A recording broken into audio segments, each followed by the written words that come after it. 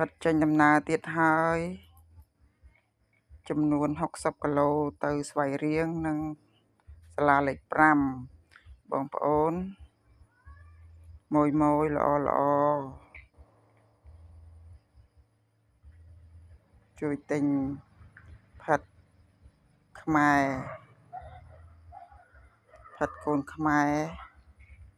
មានរសជាតិឈ្ងុយឆ្ងាញ់គ្មានជាតិគីមីអីទេគឺសុទ្ធកូនខ្មែរសហការគ្នាធ្វើដោយដៃផ្ទាល់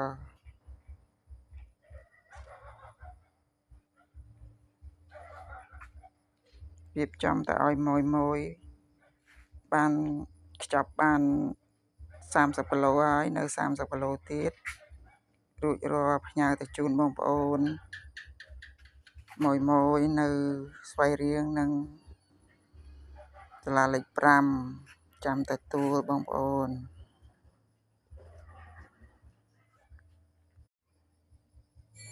ផិតចេញដំណើរទៀតហើយចំនួន60គីឡូទៅស្វាយរៀងនិងសាលាលេខ5បងប្អូន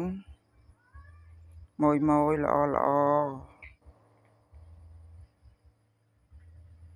ជួយទិញផិត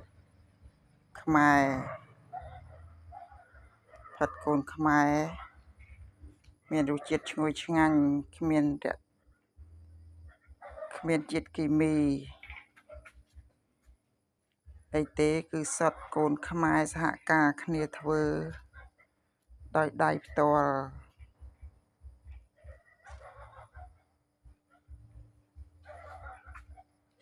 រៀបចំទៅឲ្យម៉ួយបានខ្ចប់បាន30គីឡូហើយនៅ30គីឡូទៀតរួចរាល់ផ្ញើទៅជូនបងប្អូនម៉ួយនៅ